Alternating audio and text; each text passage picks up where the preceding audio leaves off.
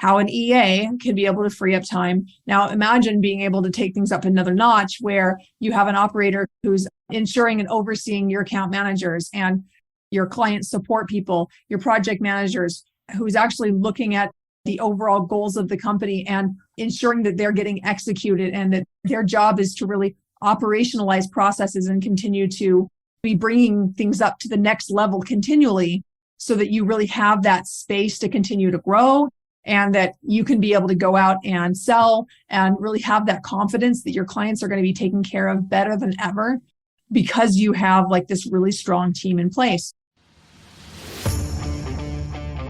Is your current success putting a lot of demands on you? If you're good at what you do, and you are, then everyone wants you. But that's no way to scale. If you're delivering spectacular results, you should be commanding higher fees, working with only the best clients. Welcome to the Hands Off CEO podcast, where world-class agency owners and consultants learn how to fully monetize their expertise and scale profits by doing less. Here's your host, Mandi Ellefson. Hello, this is Mandi Ellefson, host of the Hands Off CEO podcast. So today I am going to share with you how I cut 20 hours off of my work week with an amazing executive assistant, who I also call our CBB, our Chief Bottleneck Breaker. I'm going to be giving away a ton in this episode. I've spent the last 14 years learning how to do this, learning through mistakes, experiences, through reading books, working with mentors. I've invested a lot of time and money into learning these skills. And on top of that, we've actually assisted and actually done for you. And we've also hired and assisted in hiring hundreds of operations staff in our clients' businesses. So we know a lot about this. And a lot of times we are talking about operations managers, operators. For some companies, they might need a COO, a director of operations. Talk a lot about hiring and developing leaders. But here's the thing is there's also a very important leader that is directly responsible for helping you as a CEO free up a lot more of your time. And I am just shocked at how few CEOs actually have a good executive assistant. And this is relevant because right now we actually went and we hired me a new executive assistant. Our last one, fantastic. She actually ended up staying at our company a lot longer than I thought. She came in as really more of like an intern while she was in college. And she was someone that we knew from our network and was looking for some extra hours while she was in college. And she was just so sharp. She picked things up so quickly.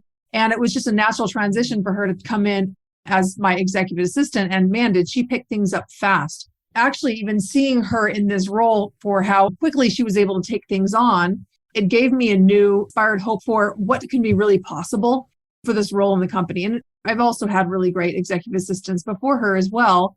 But I find that each new person in a role, they can give you an idea of like what's really possible, and you get like a vision for what you're looking for. The great thing is that I actually went on a vacation this month. I was gone for 10 days to Iceland. While I was on my trip, no laptop, completely unplugged. My previous assistant gave her notice just before I left. And by the time I came back, I had some really great candidates to evaluate. And my program director is like, I found your new assistant. And I'm like, yes, this is amazing. So the first week I'm back, we already have a new person hired and starting to train up very shortly as soon as she's done giving her notice. So really exciting to see how quickly things can be happening, completely hands off without me. We're also seeing some trends changing in the staffing industry a little bit right now. It hasn't been quite as competitive as it has in the past, which is really good. We were able to find some good candidates on LinkedIn through paying for some advertising. I was really just excited to see how quickly this whole process can take. This process can take months, but if you're really focused and you know what you're doing and you follow a good process, you can do it fairly quickly. But we can hire a lot more quickly because we are so experienced at this. We've done for you hiring for our clients. And what I'm sharing with you, we actually have charged our clients $10,000 just for recruiting for these type of roles. So this is a really good value add that I just wanted to generously share with our podcast audience to say thank you and to also just really give you the opportunity to start to have some of the freedom that me and the rest of our clients experience. It's just really cool. So like I was saying, I eliminate at least 20 hours per week of work that otherwise I would have to do, like soul sucking work in many cases. Now, the great thing about it is that what is soul sucking for me is not soul sucking for the kind of person who likes to be an executive assistant. Anyway, I'm going to be talking first about what are they going to do, how to monetize this role, and what are you looking for, what are you not looking for, where to find them, and how to screen them. And there's also how to train and onboard them, but we're not going to be able to get into that today. If there's a lot of interest, reach out. We may consider actually doing another training on this on our podcast. What will they be doing and how to actually monetize this role? How do you be able to justify someone coming in and doing a lot of those busy work? Well, first of all, this is work that it is just not at the level where it is way below your pay grade, let's say. And if you could spend just 10 extra hours per week on generating more sales, if you focus on more sales, how much more business could you bring in? Well, if we're going to be conservative here, let's say you follow up with 5 prospects. And let's say that you reached out to 10 new ones per week. You know, you have a clear profile who you're looking for, and you reach out to 10 new ones with maybe some cool package or something else outrageous that really encourages them to get on the phone with you. You know, if you do that 40 times a month, just a pretty small conversion rate of 10 calls. And let's say you closed one of them and for a $50,000 deal over the next year. And then let's say out of those 5 prospects you're reaching out to a week, you were able to generate another sale from that. Like, these are pretty conservative numbers. That's another $100,000 a month. This literally can add up to millions of dollars in your business. And that's not even taking into consideration once you actually start spending some time putting together these campaigns that then your team can actually take on and run without you. And just really the sky's the limit when you can do that. Those are the kinds of things that you can focus on working on your business, where you can generate a lot more growth. And then while you're doing that, you could actually end up working less because you don't have to do as much of the busy work and the things that just aren't fun anyway. They will also be doing things that just free up your energy and your mental bandwidth. And really, for me, having this role in place has been the key for me to be able to have a full day every week for a CEO day, where I focus just on tasks that are going to grow the company and on visioning and, you know, the things that I need to be doing as a CEO that oftentimes get put to the back burner because that's this open space to focus on that. It's also the key that allows me to travel a lot and really be able to continue growing the company and have a very successful, fast growing company where I can really just focus on the top things in the business that's going to add the most value. So this executive assistant, what they can be doing is pushing through projects that you as the CEO owns, making sure that nothing slips through the cracks so you can really focus on your priorities and forget everything else. I just kind of think about it like them being another brain, another extension of yourself, a brain, but it's a brain that's much more orderly and organized than your brain could ever possibly be because they think differently than you do. So my EA is one of the most important roles in our company. And I know that it allows me to operate the business in such a way that I really enjoy every day that I'm here. So their job is also to project manage, implement marketing initiatives, perhaps.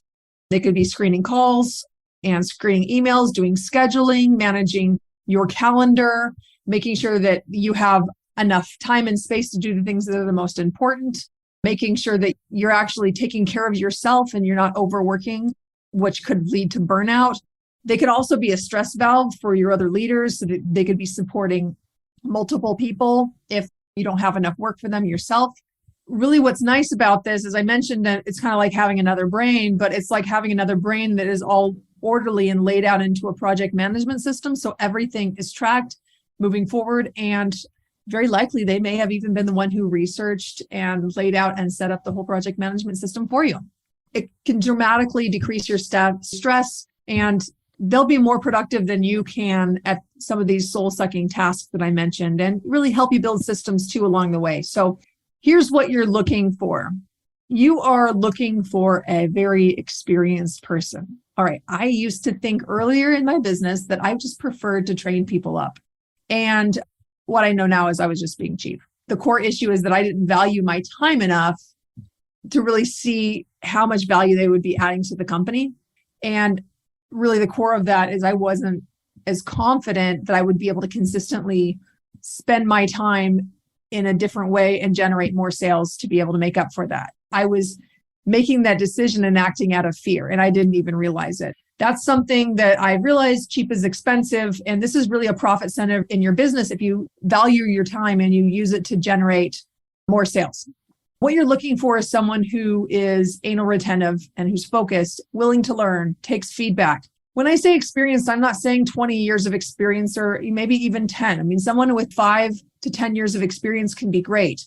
20 years can be nice, but you could also be running into a situation where they might not be as up to speed with a lot of softwares and things, and they might not be as excited to learn new things. That's one thing that I have seen with some people who've had a lot of experience, a lot of years of experience, they could just not be as excited to try new things. So there's a real balance here. You still want someone who's going to learn a lot and you can mentor, who's going to be coachable, who's willing to take feedback in the moment. But this is going to be a different personality than yourself. I will mention when we talk about screening what you're looking for. How do you be able to tell if they are anal retentive and this focused type of personality that you're looking for? Also, they need to fit your culture. This goes with all hiring, and they need to be able to fit your values. So evaluating them based on your values. In our company, we have lots of personality. We have an edgy brand. We want someone who's going to see that as an asset, who's not too buttoned up, where they're going to really value coming into a place where they can really be themselves. I mean, within reason, within our values, and maybe in a more corporate environment, they don't have that option. So I'm always looking for where there's strengths that we have in our business that will give them multiple reasons why they want to be part of our team. We want to be able to have a number of things that really anchor them in to becoming raving, excited, enthusiastic brand advocates. And you don't create that just from giving someone a paycheck. It doesn't matter how much you pay them, actually. It has to be a lot more than money. It has to be about other things that are valuable to them that they're going to really resonate with. So that's why they want to be part of your team and what you're building. So what else are you looking for? Let me actually just share an experience I had. I had hired a VA from the Philippines, and she was a lovely person. She helped me a lot. She definitely freed up time for me. She was smart, but I just found myself doing a lot of checking up on her and cleaning up her work. And I remember one Christmas vacation, I was over at my sister's house. I noticed this big mistake that was sent to a client. And I'm like, oh my gosh, I can't believe she just sent that. Oh my gosh. I was so frustrated. At this moment, I realized that I had really underhired for skill, and it was really holding me back in the company. That level of frustration I never wanted to feel again.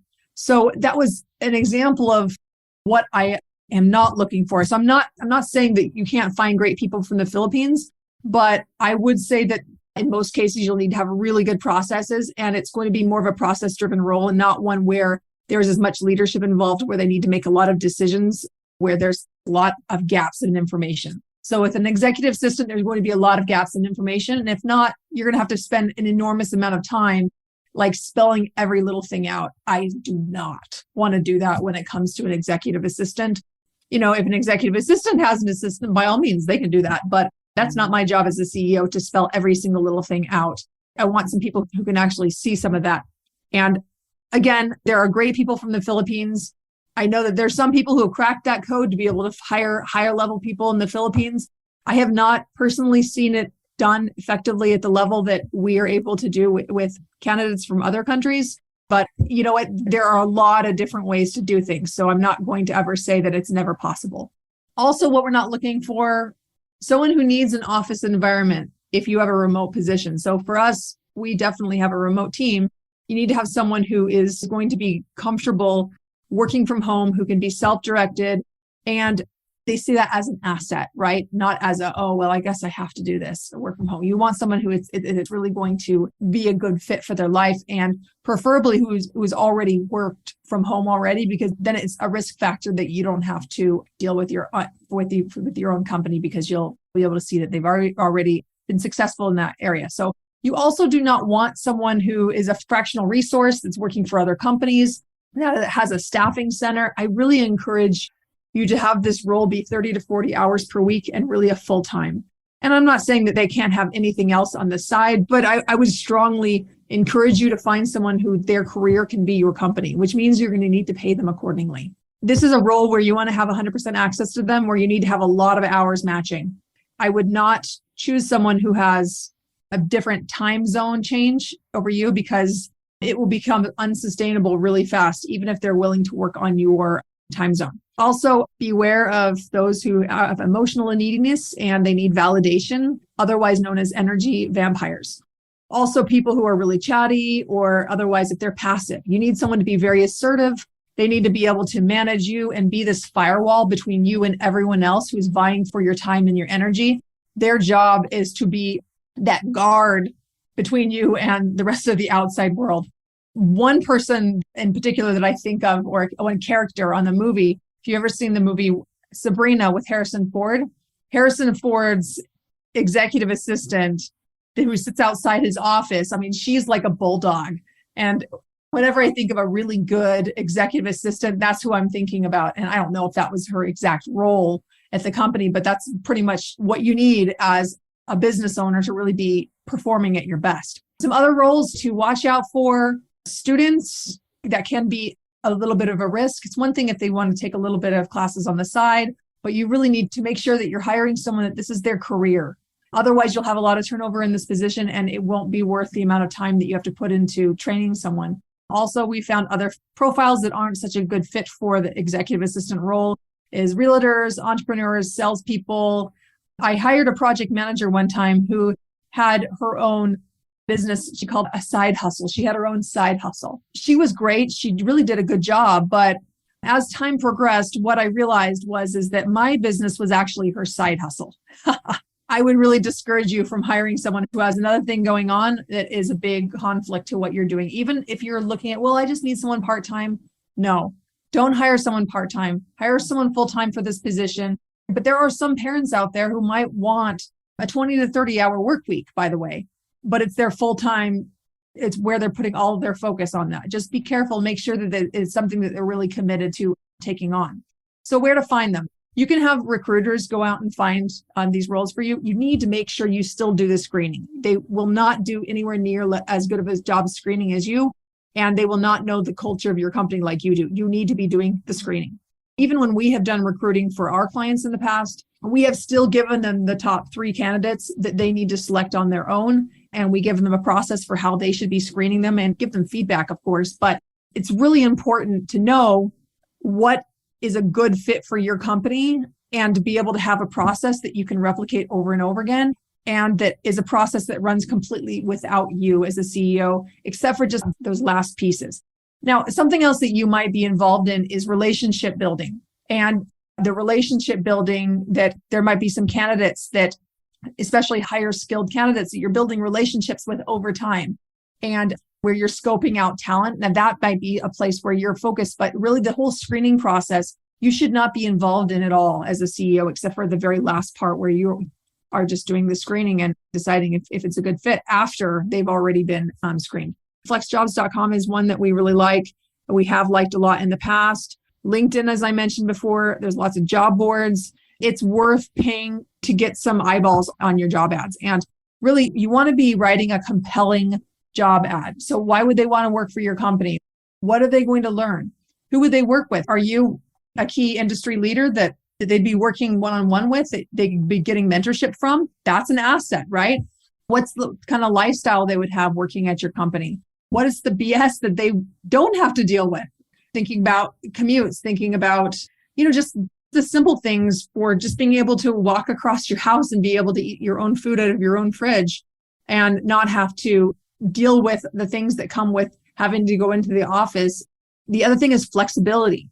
A lot of workers now have woken up to they want flexibility. They want to be able to be close to their family. They want to be able to have the ability to take their kids to the doctor's appointment or stoppers and see that play in the middle of the day at your kid's school. It's important for them to have a life. At least as an employer, that's how I feel. I want everyone on our team to feel like they have a life and they have space to be able to take off time for the things that are actually important in their life. That's why I started a company. I always knew I needed to be my own boss because I had a very particular idea for how I was going to live my life. And almost all workplaces were not conducive to that. So I knew I just needed to create my own place. Also think about the downsides to working at your company. Who might not appreciate what you have to offer?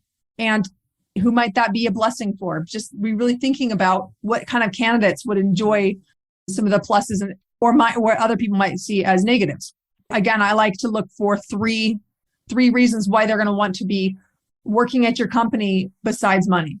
And that's how you can be able to retain really good quality people because they want to be part of what you're building. If your job ad is not compelling enough and it's not exciting enough for someone to look at that, your top candidate is speaking directly to your top candidate. This is a marketing piece. It needs to speak right to them to the point where they are so excited about this position that they're going out and researching your company, watching some of your content, and really understanding that this is the place that they want to be. Those kind of people are going to go the extra mile in your company, but they have their choice for where they want to work. And with so much competition right now for good staff, you need to have a compelling reason why people want to work for you besides just the money, because you just know that your staff is getting opportunities coming into their LinkedIn inbox daily. If you don't have good reasons for them to stay, they will leave. All right. When we're screening, I've mentioned before, know your risk factors. Where have you failed in the past? So we want to ask questions to flush that out. So some situational based questions. And I learned about this in Hiring for Attitude, this book, Hiring for Attitude by Mark Murphy. An example of one of those questions might be, if you look at those risk factors, look at the positive things that you're looking for as well. And you ask a question like, tell me about a time when you ... So tell me about a time when you worked in a fast-paced environment that is hard to keep up. Tell me about a time when you worked in an environment where things were a little bit messy and there were limited resources. Tell me about a time when you worked with a demanding client. Anyway, so you get the point. I'm sharing some different examples, and they don't all have to be negative. They can be positive too. You're looking for very specific responses. And when I say specific responses, they're going to go into great detail, and you'll be able to tell the difference between someone who's going into great detail versus someone who gives you vague answers. Vague answers usually means that they're bluffing. Top Grading is the other book that talks a lot about listening for the specifics. I really liked some things about their screening process and Top Grading from Bradford Smart. Also a really great book. I'm sharing some of the top things from the book. I also like something that they had in Top Grading about, there's a chart somewhere in there about the ease of training different skill sets. And that's one of the things that I really liked about that book. All right. You want to be thinking about what your perfect candidate looks like. And by the way, you want to know that way before screening, because that's going to be what's required to be able to write this job ad. You're going to be right specifically to this perfect candidate. So they could have been in your company. They could have applied for a job in the past. They could be in another person's company. They could be in a movie like I was mentioning before, but build a profile around them. And so we're really fortunate that we've had a couple really good executive assistants in our company that we can just build a profile around. We know exactly what we're looking for, down to even the score that we're looking for, the Colby-A score. So we have seen a Colby-A score, and I'm going to share something with you that we've spent a long time figuring this out with a lot of data points. Now I'm going to share with you the exact Colby-A score that you want to be looking for an executive assistant. So you're going to be looking for high fact finder. High fact finder, so 7 or above, and high follow through. I like a 6 or above in follow through. You don't want to have too much of a gap between your follow through and theirs, though. You don't want to have it be too close to yours. So if you're already at a 6, you definitely need someone who has a higher follow through than you. Otherwise, you're going to feel like they're not moving fast enough. You also want a lower quick start.